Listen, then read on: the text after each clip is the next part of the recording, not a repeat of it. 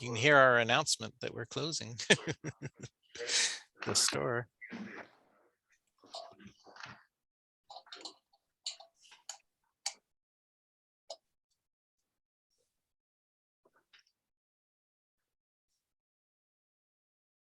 Someone tell me a funny joke. I like to start off smiling. You're smiling anyway. I don't have any jokes. I'm just so bad at jokes. What is a moth's favorite subject in school? I don't know what. Mathematics. Oh. Oh. Second graders love that one. That was actually funny. It was... that was a good one. Yes. Okay, Randy, why don't you get it going? All right. Good evening, everyone, and thank you for joining us tonight. My name is Randy. I'm with the events team here at the University Bookstore. Tonight, we are very pleased to present Dr. Loree Griffin Burns and Dr. Gabriela Chavarria. Tonight, they are going to present a new book, Honeybee Rescue by Dr. Burns. And for tonight, feel free to ask any questions. We have a special Q&A box there for you to put your questions in. Any books that we discuss tonight will be featured there in the chat line. And this show will be taped for future viewings on our YouTube channel. And now I'd like to introduce our author. Loree Griffin Burns is an award-winning writer who holds a PhD in biochemistry. Each one of her books draws on her passion for nature and her experience as a scientist.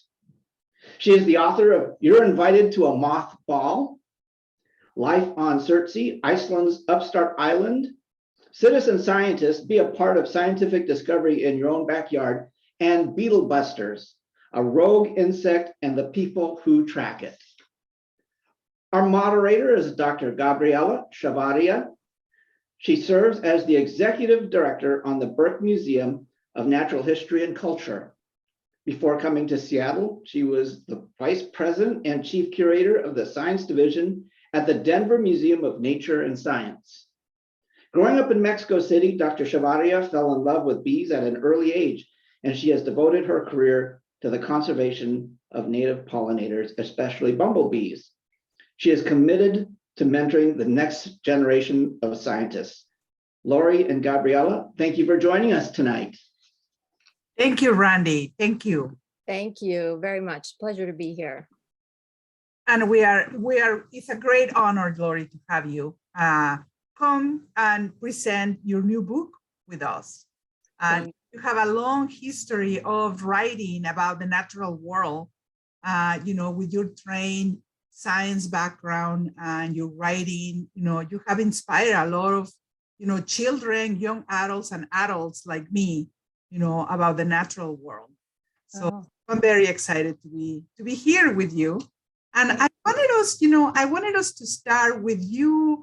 I don't know if all of our participants have had a chance to read your book, but I was hoping you can, share with them, what the book is about. Yes, I would love to. That's a great place to start. So I'll start by saying that Honeybee Rescue is a picture book. It's written for readers kindergarten through third grade, although as is true with all of my children's books, I think there's a lot in it for readers of any age. It is the story of a colony of honeybees that built their hive in a rickety old barn in the state of Rhode Island. And it's also the story of that barn's owner, Mr. Connery, who knew two things about those bees. First, it was very likely that they'd originally lived in hive boxes in his backyard because Mr. Connery was a beekeeper. And second, he knew his barn was not a good place for them to live, especially through the upcoming Rhode Island winter, because it was a very dilapidated structure and it was falling down. This book is also the story of a third character, if you will, Mr. Nelson, who is another beekeeper who specializes in moving bees that have built their home in inconvenient or unsafe spaces. And I should tell you that this is a completely true story. So Mr. Connery and Mr. Nelson are real people. The garage bees, the bees that moved into that garage in Rhode Island really did exist. They really did move into that garage. And I know this because I've met all of these beings. And the story I tell in the book is one I watched unfold with my very own eyes. My friend and collaborator, Ellen Harris-Mowich, saw it too. And lucky for all of us, she's a spectacular photographer. And so she collected all the images that illustrate the book. And what I thought I might do is share my screen momentarily, just so that I could give you all a peek at some of Ellen's images and how they really weave and move the storytelling along. So I will share my screen. And Gabby, if you could just tell me when you can see it. I can see it. Okay, so I'm just going to share a few pages with you. This is the very opening of the book. This is Mr. Connery, and that is his ramshackle barn. The window with no glass opens into a garage with a badly leaking roof. A few days ago, on the way to his vegetable garden, Mr. Connery noticed that the rickety old structure was buzzing. He poked his head inside the window hole and discovered that a colony of honeybees had moved in. And so there are additional pictures that you'll see when you read the book for yourself that pull out and give you a better sense of how big this garage is. But this is a very large honeybee hive. And because of the state of the building, it wasn't a very protected spot for them to be living. But it turns out it was a great place for us to watch a colony like this be moved, because we could get right in there and really see the activity up close. We could see the hive and the bees and their activity up close, and we could watch Mr. Nelson remove the bees and remove the wax as well. So let me unshare my screen now. Whoops. Okay. Thank you, Loree. And indeed, the photos are just fantastic. They just give so much to the book.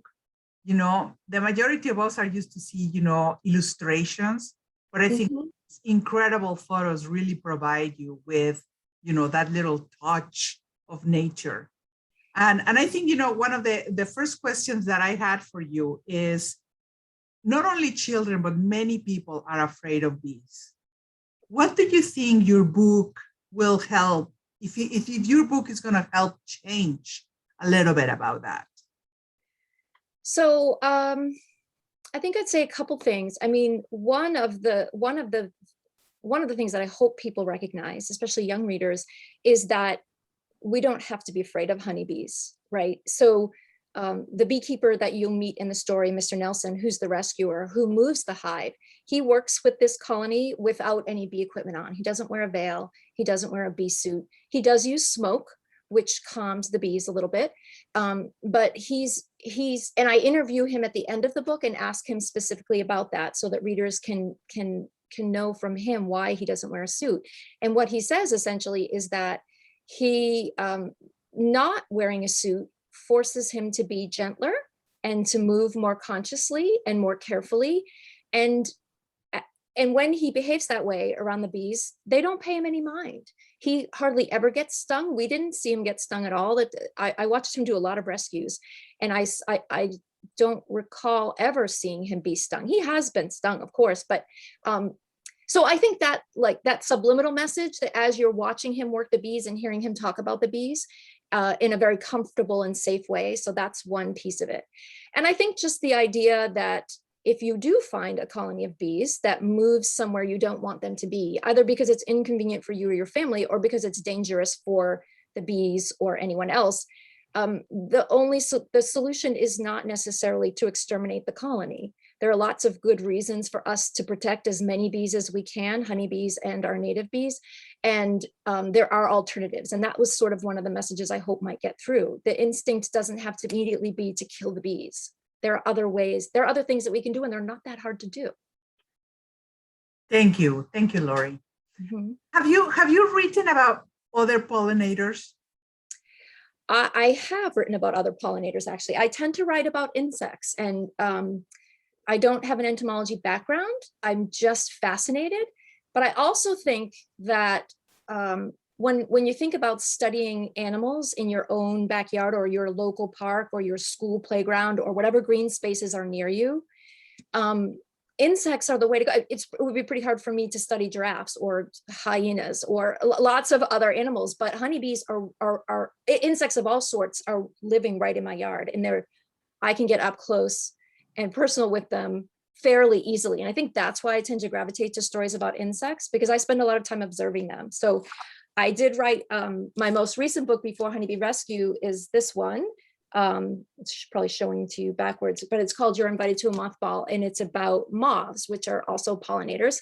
And that book is, if you've not heard the term moth ball, a moth ball is a name that entomologists have given to, or moth enthusiasts have given to these nighttime parties that they throw, at which they invite moths into their spaces so that they can get an up close look at them. And moths are a family that I didn't know a lot about because I'm usually sleeping when they are the most active, right? But it turns out there are some simple things that you can do to encourage moths to visit your yard or your green space. And it's all detailed in the book, but just by using those little tricks and staying up late, you would be, I think most people will be surprised at the variety of moths that are actually living right outside your door.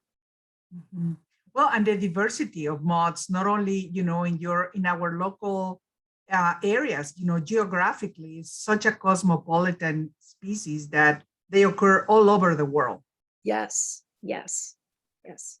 And there's, I don't know if people know this, but there, every summer, usually in August, there's a worldwide, there's a international moth week. And when folks who are interested in moths and moth watching try and push the hobby so that other people can get involved, because it really is, you get pulled into it. It's shocking, the diversity and the incredible size, shape, and variety of moth species that are really pretty much everywhere. Mm-hmm. Yeah, the fauna of moths here in Washington State is very, very rich. From the high mountains, the Cascades, down into the lowlands, meadows and prairies. So we're very lucky, and people should experience looking down the ground and see these amazing creatures. Yeah, and the simplest tools can really make it a very simple task to see quite a variety. So all the details are in the book. Yes, but also read, the honeybee, because I think, what you present is, an inspiration for children to see honeybees with a different lens.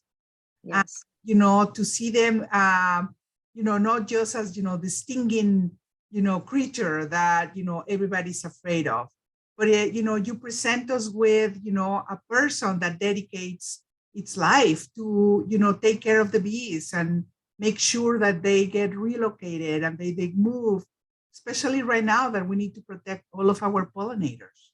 Right. Yeah, and one of the things that I wasn't really able to cover in the book, I only have 32 pages to work with. It's not a ton of room. And so I don't talk about all the different varieties of bees, but you and I have talked about this. And there are so many different species of bees beyond honeybees. And just as important that we protect them and protect their habitat, and getting to know them is also fairly easy to do for most people living in most locations. Yeah.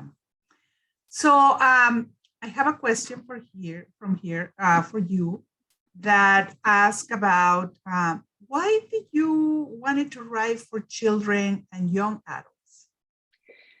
So this is an interesting question for me because, I do, of course, write for children. And so, but the stories that I usually choose because they're fascinating to me and I want to know more. And so I give myself some time to learn a little bit more and look into the story. And eventually I need to share that. And I share it with young people, and I share it with older people as well. I write for adults. And so I actually could put in the link, a link in the chat in a second, if you'd like. I wrote a magazine article, the same exact story that I tell in Honeybee Rescue, I told for an adult audience about John Nelson and his rescue work and why he does it and how he does it. It's very, very similar. It's just written for a slightly different audience. And so on one level, I don't feel like I necessarily always write for kids. I write for people who are interested in the same sorts of things that catch my eye. And I know that's not everybody, but I also know that it is a lot of people. And so those are the people I'm writing for. If I do know, however, that my audience is going to be young people, then I take a very particular approach. Of course, I'm not going to use the same language and sentence structure that for third graders that I would for a journal article for adults or a magazine article for adults. But that to me feels just like a bit of a technicality. Really, I'm writing for people who are interested in the world around us and how it works and how we know what we know about how it works. But, with so much material out there, and clearly, with all of your interests, how do you decide what to write? This is the hard part. Yeah, I always have more ideas than I have time to see them to fruition. And so I think the way I kind of triage things is definitely what my interest level, like how passionate am I about these things that I've learned? How strong is my desire to share what I've learned? And that's a huge factor for me. And then there are, am I going to be willing to stay with it for the amount of time it'll take me to do all the research? Is there enough material available for me to tell the story? Oftentimes I have a topic that I want to write about. Like I knew I wanted to write about honeybees for a couple reasons. I'd written about them back in 2010. I wrote a book called The Hive Detectives, which is for older readers, middle grade readers. And that book grew out of the crisis that was happening in around 2008. Some of you will remember that honeybees became suddenly very big news because this thing that scientists dubbed colony collapse disorder was this mysterious scourge, and honeybee colonies were dying at an alarming rate, and no one could really figure out why, but it was being seen all over the country, and in fact, in various places around the world. And I had at that time young kids. They were in 4th and 5th grade, around that age, and they wanted to know when they would hear on the news that honeybees colonies are being decimated, honeybees might go extinct. If honeybees go extinct, we'll be next. Like these shocking headlines that were designed to get people to click and read a news story were really frightening to my kids. And so when they came to me for answers, I knew that this was a story I wanted to write about. I wanted to know more about honeybees. I wanted to know more about colony collapse disorder. And especially I wanted to know what I could tell my kids about how we're going to handle this catastrophe, this disaster that's happening. And so oftentimes for me, I'm interested in the topic. There's plenty of material. I've got a nice story to work this. There's a narrative that I can use to get the information across so it doesn't feel didactic. It feels like you're reading a story. And then the final factor for me, Gabby, as far as whether I can take a story or choose a topic and write about it, is whether I can convince an editorial team or a publisher that there are other people out there who are going to want to read this, who are going to be as excited as I am. And so once all of those things come together, I can move forward with the project. That's a great, I love it. I love it. And when do you make the decision of using photographs instead of, illustrations? Because most of your books have photographs. They do. All the books that I've published so far have photographs. And that's just my personal preference. And I think part of it is because as a reader, it has always mattered to me whether the story I'm reading is true. And I think that goes back to when I was very young. I remember in middle school, some of you in the room may remember this story. There's a book called Flowers for Algernon. It's a story that I read as a middle schooler, maybe early in high school. And it's told in the first person. It's a very gripping narrative. And I thought it was a true story. I thought I was reading this person's actual experiences. And I was so pulled into the story. And I only found out later, after I'd finished, that it was fiction. It was a novel. And I was that really stayed with me. Like I felt like I'd been tricked. I was embarrassed that I had made that mistake. And I really think that's a big part of why, for me, it's very important that I know at the outset, is this true or not? And so I think one of the ways that I do that is photographs. I mean, if you look at these pictures and you see this hive and you see these two men that are being described in the story, it's hard to doubt that what's happening really happened, you know? And I think that's part of the appeal for me. And also I've been really blessed. Almost all of my books I've done with Ellen Harasimowicz, who is a really talented photographer, and she just brings so much to the story, not just in the photographs, but the perspective through which she takes those photographs is always a little different than mine. And it really does add to the storytelling in ways that I suppose art could do some of those things as well. But for me, the photographs work with the way I tell stories really well. Well, and I think for us, you know, that read your books, you know, it makes it more believable. You know, Yes. it makes it more that, you know, we're like really learning from, you know, what's out there. Yeah, illustrations are beautiful, but, you know, they don't present sometimes, you know, when you're trying to convey some of these, you know, important information, you know, you learn more from these really great photos. Yes. And I think for me, even as a naturalist, Gabby, as someone who spends a lot of time outside observing and pay attention to the world as it's changing day to day and season to season. And I wish I was a person who sketched a lot in the field, but I'm not. Especially now that it's so convenient for me to have a really nice, powerful camera in my pocket. And so I tend to, when I want to remember things or bring things back so that I can look into them more, or I'm seeing a behavior that I don't understand, I can take a photo or a video and I can bring that back and have it with me at my desk as I try to figure out what I'm seeing. And for me, that's just a much more comfortable way to operate. I know that's not everybody. Again, I wish I was an artist and I sketched more in the field, but I tend to go with photographs so I can see all the details later that I need to make an ID or to understand a behavior or whatever the case may be. Wonderful. And what are you working on now? So I'm working on a couple things. I actually this morning was working on copy edits for a book that will be out in 2024. It's called One Long Line, and it's for slightly older readers than Honeybee Rescue. It's for middle grade readers. It's an early chapter book, really. And it's the story of this really fascinating species of caterpillar. They're called processionary caterpillars, and they're called that because they process. So what I mean by that is they march in long lines. So if this pen is a caterpillar, and the next caterpillar would put its head right at the tail end of the caterpillar in front of it.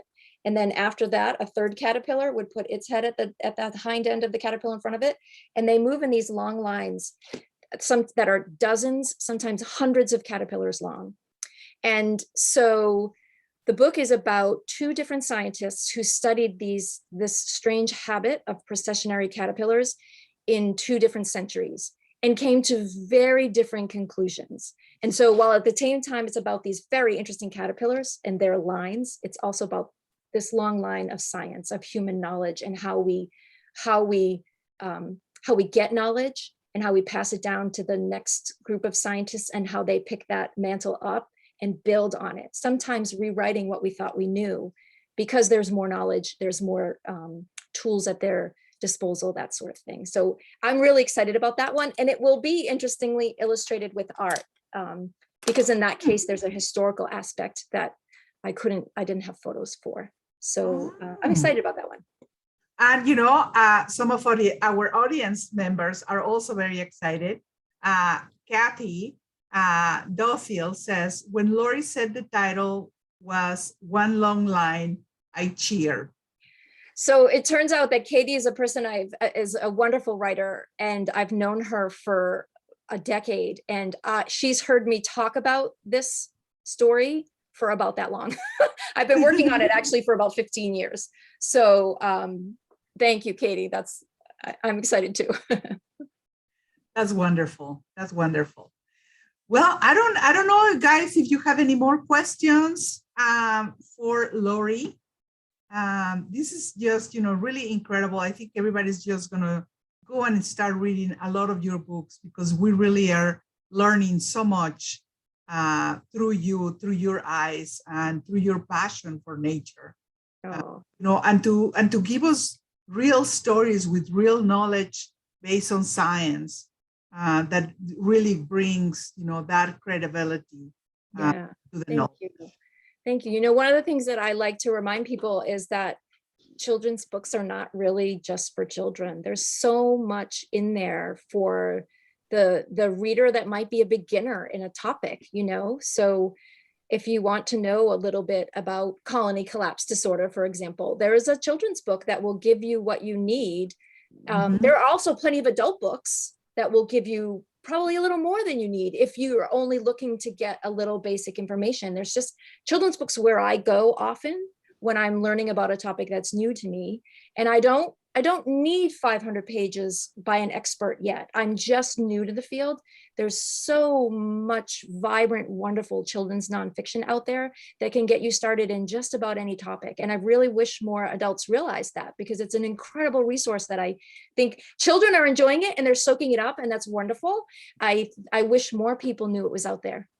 Yeah. Well, and we have two more questions. Mm-hmm.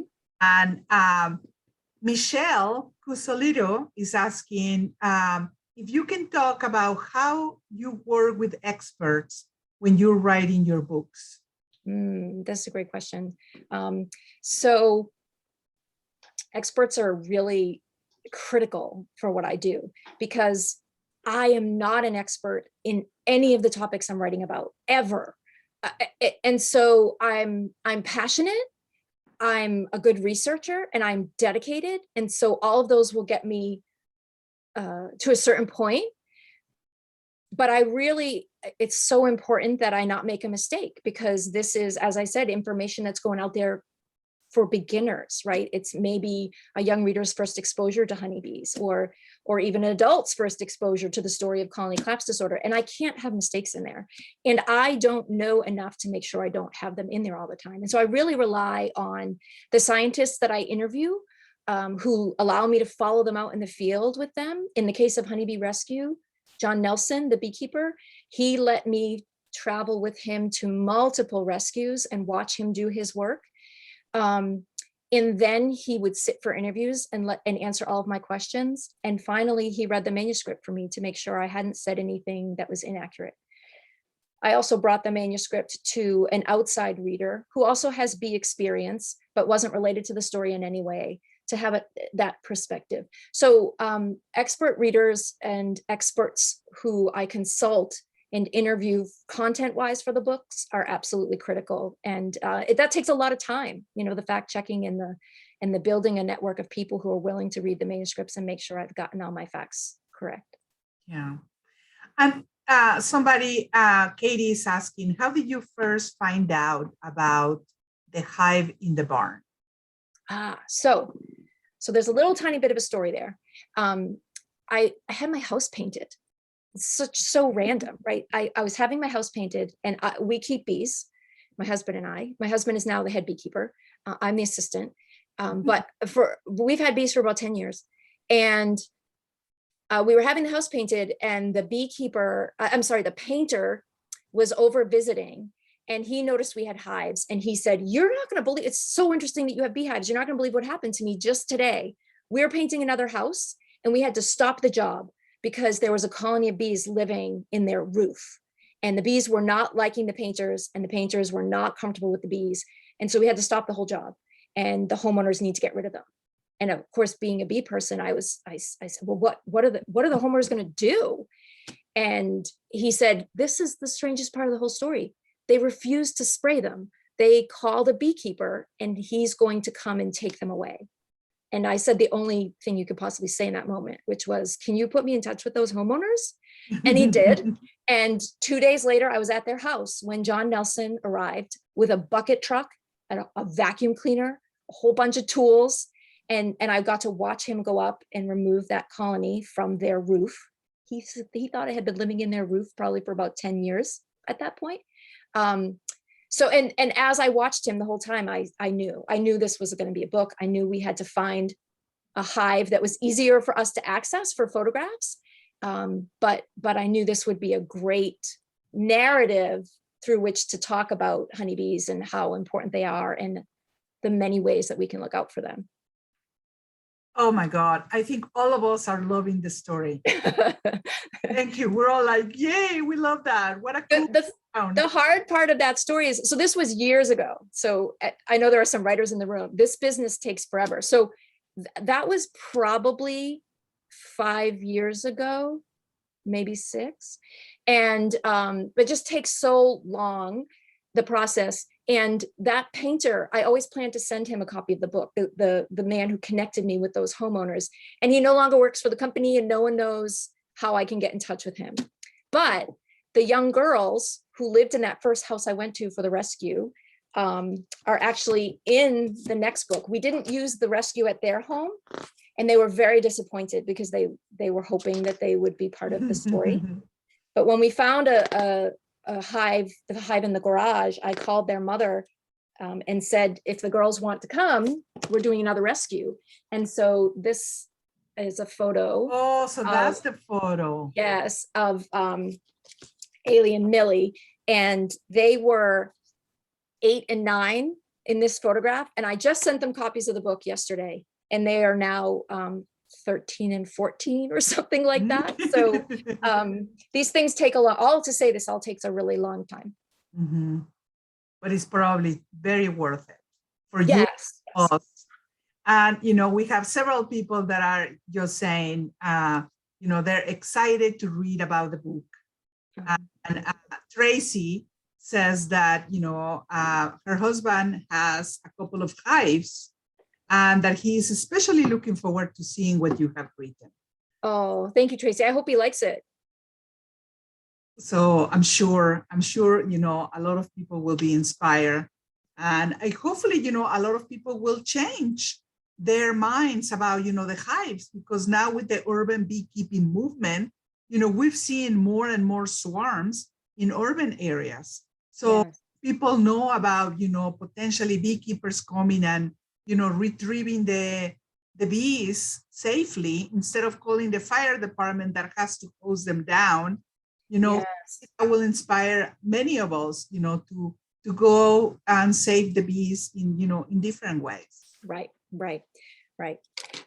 There's I talk a lot about, not a lot, I talk about swarming in the book, of course, because the hive that John Nelson ended up rescuing, of course, had swarmed from one of his own beehives. And so, yeah, the more, hopefully it will do a little bit to educate people on what they're seeing when they see things like that, for sure. Yeah. So to close, Loree, do you have any final comments for our audience? I guess long live the bees. And because I have them, I can share just a teeny tiny bit more of Ellen's photos, just one more spread of the book. Yes, that would be okay? Wonderful. Yes. Okay. All right, let me see if I can. Okay, so this bit happens a little bit later in the story, after I've explained to you what the structure of a honeybee hive, both in a box in a beekeeper's yard or in the wild. In this case, it happens to be a garage. I've told you a little bit about that. And Mr. Nelson has arrived in Rhode Island at the site of this garage and is ready to work with Mr. Connery to move the bees. And so that's where we are in the story. Together, Mr. Nelson and Mr. Connery concoct a simple plan to move the garage bees back into a wooden hive box. Number 1, clear the bees from the garage honeycomb. Number 2, cut the comb away from the ceiling. Number 3, trim the comb pieces to fit inside a new hive box. But how will the 2 men start? How will they remove the thousands of honeybees crawling on and buzzing around the comb? Believe it or not, a vacuum cleaner works nicely. Not just any vacuum cleaner, mind you. Mr. Nelson built one that is gentle. It's designed to keep tens of thousands of sucked up bees safe and out of the way while he moves their home. And so that you can see in Ellen's photo here, his no-kill bee vac, he calls it. It's actually a vacuum cleaner that he's modified in ways that make it super gentle and survivable for the honeybees, keeps them safe while he cuts all that comb down. And then once he's got the comb reconfigured in a box, he can open his vacuum cleaner and dump the bees back in. So easy peasy. Yay. Thank you, Loree. That was incredible. Really, really incredible. And people are just commenting, you know, spectacular photos, long live the bees. So Thank you all. so So Loree, this I just great. have a couple of quick questions. I was kind of, you know, when I was growing up, and you touched on it, and Gabriela, you did too, about the fear of insects and how your children were afraid. When I was growing up, there was both news reports and then a best-selling novel and then a movie called The Swarm about these killer bees moving up from South America. And they even gave how many miles each year they were coming. And it was pretty scary for us as children, but it was scary for the adults too. And Yeah. you know, and now we hear about murder hornets, and there's from the 1950s, there were movies about giant insects that we have had to.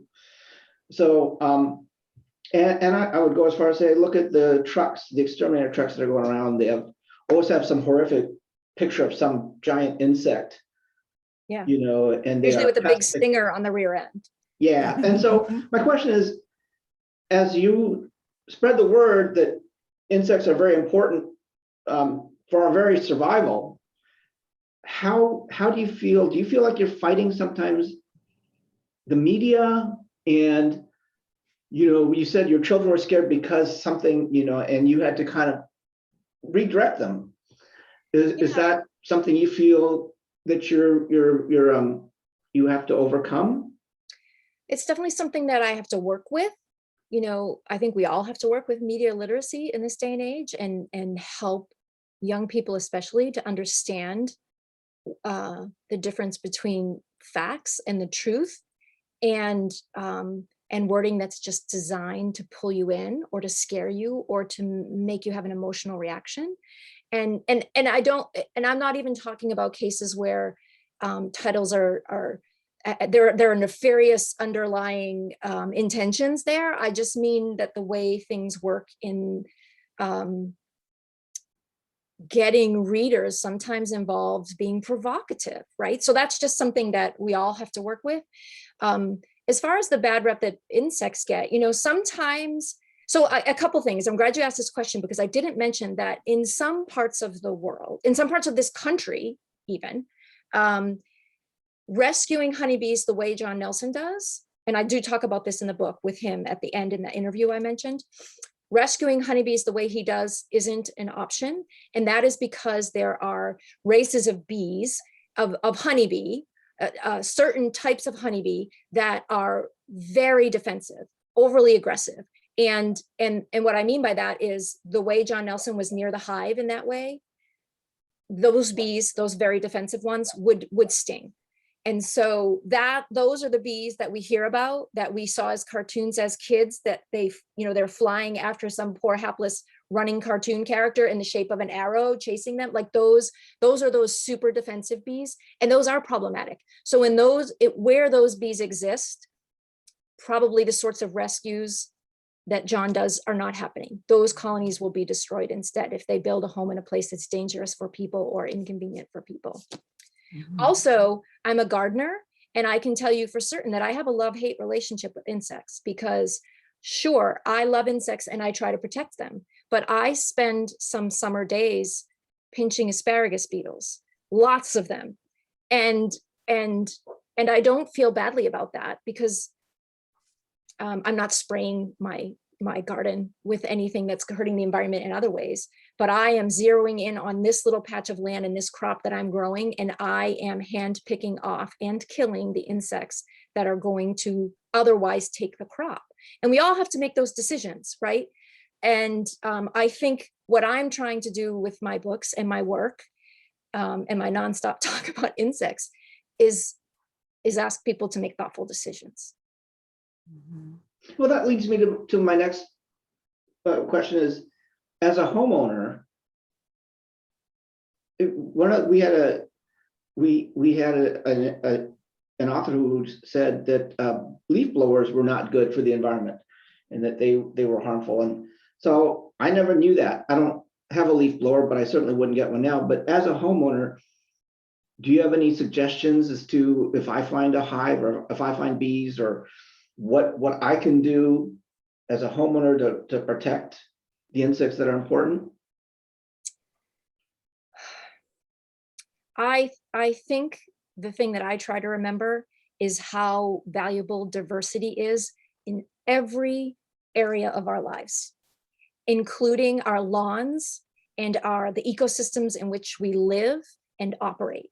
And so anytime you try and extract one thing in its entirety, everything's going to collapse because it's all connected. We see this over and over again, whether you're talking about environmental ecosystems or whether you're talking about societal systems.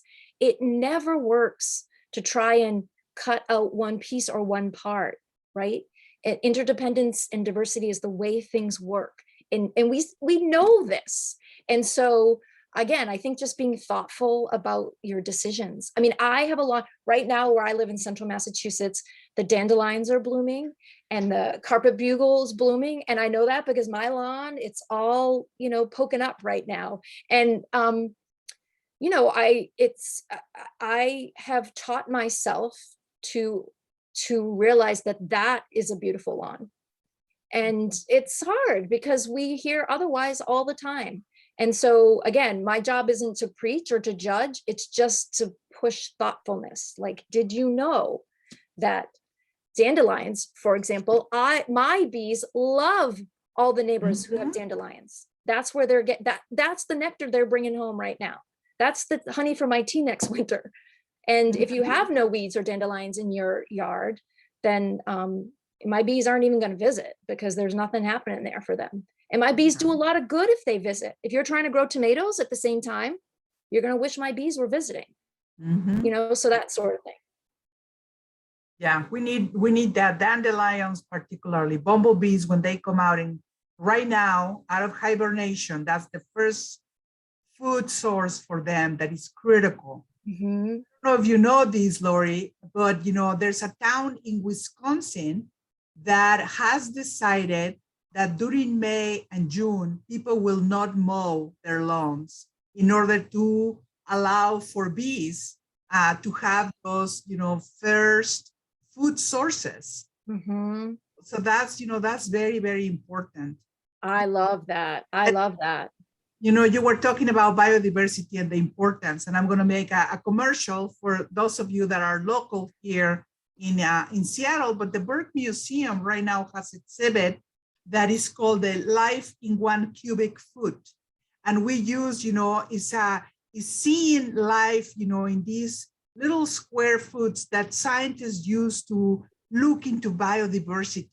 And when you see that, there's places that you don't imagine.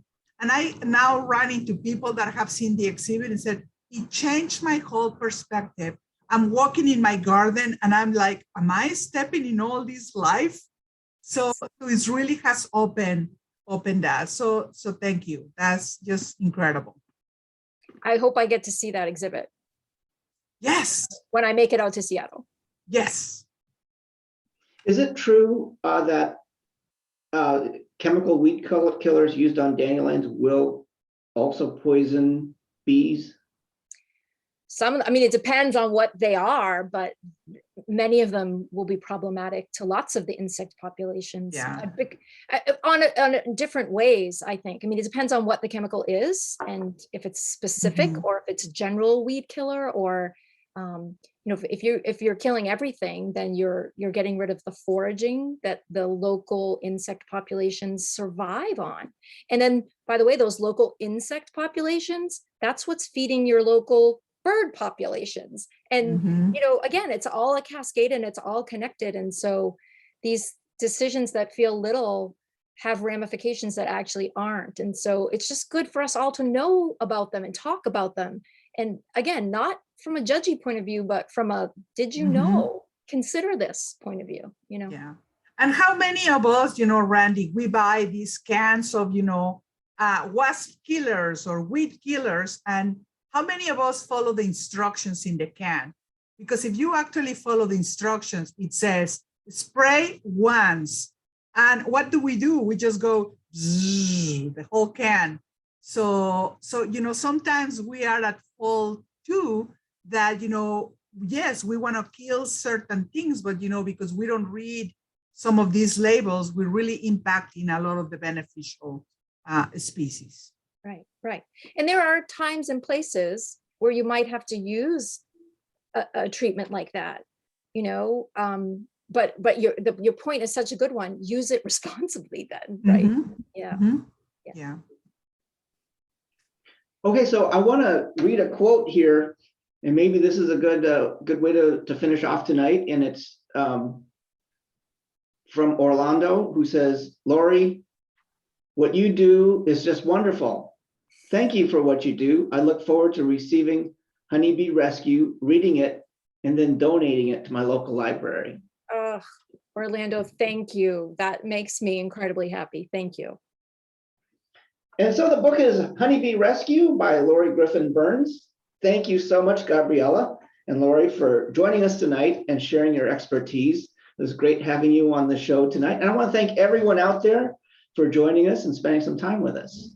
And you can get the book, you can check out the book on our website, ubookstore.com. Again, thank you, and have a very pleasant evening. Thank you all. Thank so you. much. Thank you so much, Loree. Thank you, Randy.